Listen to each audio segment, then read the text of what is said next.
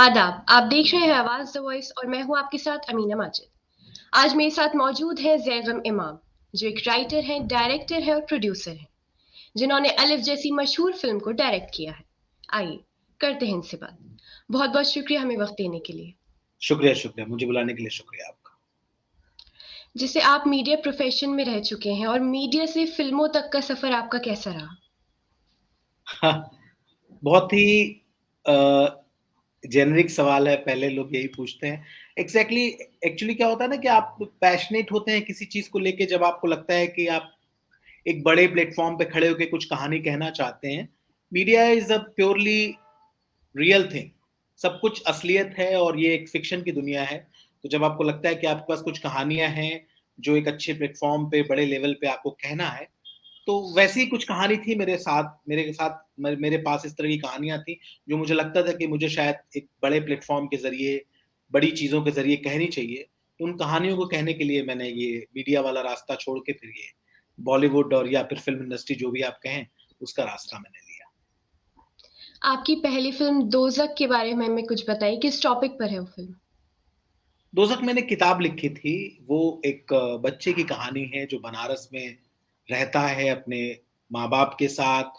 उसके जो फ़ादर हैं वो नमाज़ पढ़ाते हैं, बहुत ही कट्टर मुस्लिम हैं और किस तरह से उनकी ज़िंदगी एक दिन बदल जाती है, उस बेटे की सोच की वजह से जिसको लगता है कि इंसान में कोई फ़र्क नहीं है, हम पैदा एक जैसे होते हैं, उसके बाद जैसी परवरिश हमारी होती है, वैसे हम बन जाते हैं। तो उसका ये मानना था और वो बच्चा एक दिन खो जाता है और उसको ढूँढने की रियलाइज़ेशन में बाप को पता चलता है कि मेरा बेटा जो कहता था या जो सोचता था, वो कितना सही था कि सारे मज़हब, सारी चीज़ों से पहले और ये मैं एकदम ऑनेस्टली कह रहा हूँ, ये बात इंसान को आज सबसे ज़्यादा समझने की ज़रूरत है। थोड़ा प्रीची लग सकता है, थोड़ा ऐसा नसीहत टाइप का लग सकता है, पर सच्चाई है कि आपको अल्लाह ने सबको एक साथ खल्क किया है, भगवान ने सबको एक जैसा बनाया है, तो इंसानियत की कद्र होनी चाहिए। आपको किसी मज़हब, किसी ज़ात, किसी चीज़ से पहले इस बात के लिए किसी दूसरे इंसान की रिस्पेक्ट करनी चाहिए कि वो भी एक हम जैसा इंसान है। तो वो फ़िल्म इसी बारे में है, वो हिंदू-मुस्लिम चीज़ों के बारे में दिखती ज़रूर है बट वो एक मैसेज देती है इस बात की कि कुछ भी सारी चीज़ों से पहले हम एक इंसान हैं और ये बात हमको सीरियसली रियलाइज़ करनी चाहिए। जैसे आपने अभी बताया कि आपने किताब लिखी, तो लिखने का आपका सिलसिला कब शुरू हुआ?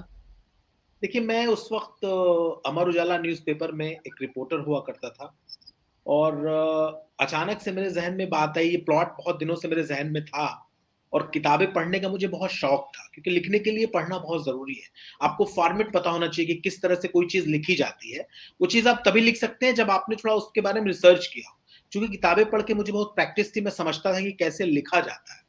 तो जब मैं जर्नलिज़्म के दिनों में था, जब मुझे खाली टाइम मिलता था, तो मेरा इंटरेस्ट था, मैं लिखना शुरू मैंने किया और तकरीबन 6 महीने लगे मुझे इस किताब को पूरा करने में और 6 महीने में मैंने किताब लिख डाली। मैं रोज़ लिखता था। कुछ पन्ने मैं रोज़ कोशिश करता था लिखने की और चूँकि कहानी बहुत ही ज़्यादा कई बार कुछ चीज़ें होती हैं ना, जैसे आप जर्नलिस्ट हैं, कोई चीज़ है, आप बहुत दिल से कुछ चीज़ करना चाहते हैं। ये भी बहुत ज़रूरी है। पैशन बहुत इम्पोर्टेंट है, किसी भी प्रोफ़ेशन में आपके आगे जाने के लिए तो वही पैशन था मेरे अंदर मुझे लगता था ये कहानी मैं किसी भी तरह से लिखूँ ज़रूर। तो बस मैंने वो लिखना शुरू किया और लिखते-लिखते एक दिन 6 महीने जब हुए मेरे, तो मैंने देखा कि मैं पूरी किताब लिख चुका था। तो यही सफ़र था एकदम और आपकी ज़्यादातर फ़िल्मों में हमने देखा है कि किरदार मुस्लिम समाज से जुड़े होते हैं और ऐसे ही अलिफ में भी देखने को मिला। तो आप अपनी फ़िल्म के बारे में हमें कुछ बताइए। नहीं, 2 सवाल हैं कि मेरी फ़िल्मों के ज़्यादातर किरदार मुस्लिम रहे हैं अभी तक, बिकॉज़ अब अगली फ़िल्में मेरी आने वाली हैं, 2 फ़िल्में मैंने की हैं। रिसेंटली एक फ़िल्म अभी जी। लंदन में करके आया था मैं, वो आने वाली है इस साल अभी और एक फ़िल्म और अभी की है, वो भी खत्म हो गई है, वो भी आने वाली है बहुत जल्द। तो बहुत सारी कहानियों से आप बहुत ज़्यादा इंस्पायर होते हैं, बहुत सारी कहानियाँ आपका पीछा करती हैं। उनको लगता है कि वो आप ज़रिया हैं कि आपके ज़रिए वो निकल के बाहर पब्लिक तक आएँ, समाज तक आएँ। तो मैं जिस परिवेश से हूँ, मैं बनारस का रहने वाला हूँ, बहुत सारी चीज़ें मैंने जो अपने बचपन में देखी हैं, वो कहानियाँ मुस्लिम समुदाय की थी, मुस्लिम परिवेश की थी, इसलिए वो चीज़ें मेरे साथ रह गईं और उनको कहने के लिए मुझे ऑब्वियस सी बात है वो कैरेक्टर्स मुस्लिम हैं, तो वो वैसे ही दिखाई देंगे। तो इस वजह से ज़्यादातर कहानियों के अभी तक की जो फ़िल्में थी, मेरी 3 फ़िल्में, उनके किरदार थे मुस्लिम बिकॉज़ वो कहानियाँ अंदर से मुझे काफ़ी ज़्यादा इस बात को कहती थी कि मुझे कहना चाहिए उन कहानियों को। अलिफ़ का जहाँ तक सवाल है, अलिफ़ को बहुत ज़्यादा कामयाबी मिली और बहुत सारे लोग आज भी मुझे दुनिया भर के अलग-अलग जगहों से मैसेज करते हैं और कहते हैं कि आपने बहुत अच्छी फ़िल्म बनाई। उसकी सबसे बड़ी वजह ये थी कि अलिफ़ एक लीक से हट के फ़िल्म थी, जो बहुत सारी बातों को, जो किसी भी मज़हब को, किसी भी ज़ात को, किसी भी समाज को जकड़ता है, उसको तोड़ने वाली फ़िल्म थी वो। बहुत ही छोटी-सी कहानी कि एक बच्चा है जो मदरसे में पढ़ता है, उसके फ़ादर एक छोटे से डॉक्टर हैं, वो देखता है ख्वाब कि उसको डॉक्टर बनना है, पर उसको रास्ता नहीं है। उसकी फूफी एक दिन पाकिस्तान से लौट के आती है, जो काफ़ी प्रॉब्लम हुई थी, तो पाकिस्तान चली गई थी। अब वो लौट के आती है, वो देखती है कि मेरा भतीजा बेचारा एक एक मदरसे में पढ़ रहा है।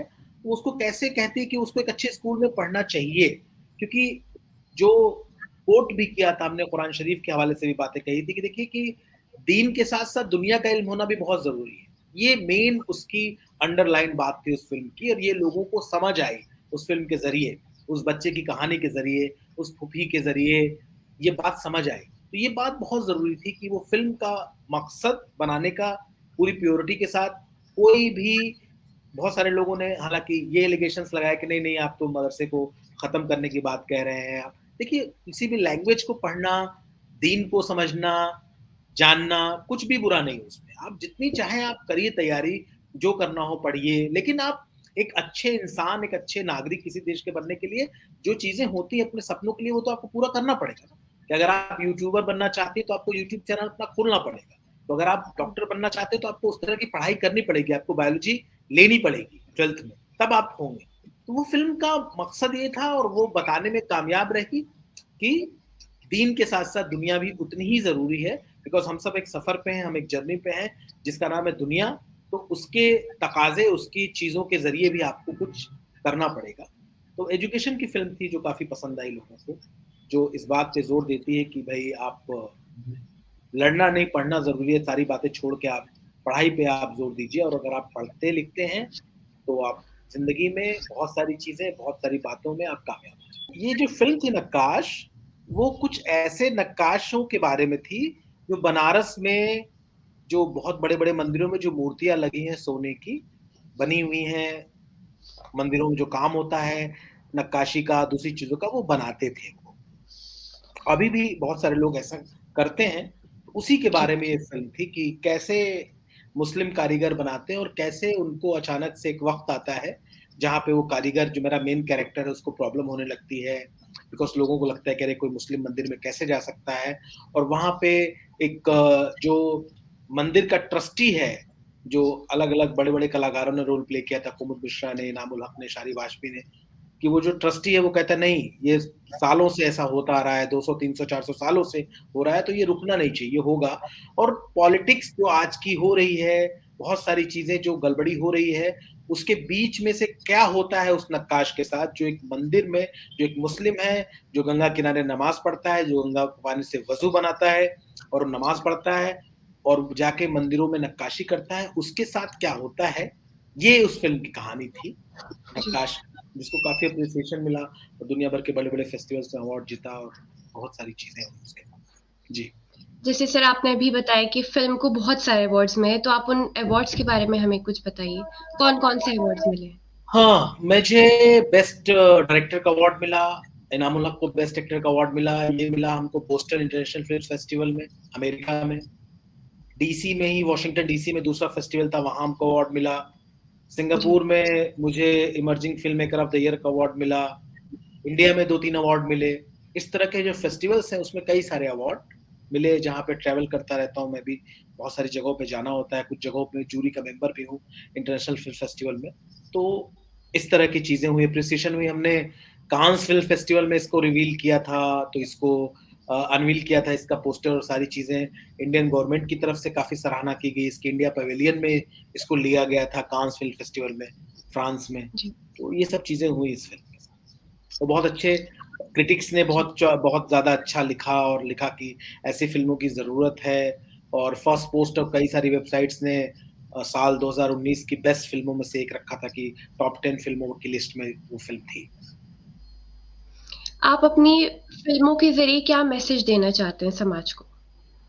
देखिए, मैं अपनी अलग-अलग फ़िल्मों के ज़रिए अलग-अलग मैसेज देना चाहता हूँ। मैसेजफुल फ़िल्म तो मैं बनाता ही बनाता हूँ और मुझे लगता है कि वो करना चाहिए। जैसे कि अभी आपने मुझे एक सवाल कहा था ना कि मुस्लिम कैरेक्टर्स होते हैं। अब आने हुँ। वाली फ़िल्म में ऐसा नहीं है, लेकिन उस कहानी के ज़रिए कुछ बात कहने की कोशिश मैं ज़रूर करूँगा, क्योंकि सिनेमा एक ऐसा मीडियम है जिसके ज़रिए कुछ अच्छी बातें कही जानी चाहिए।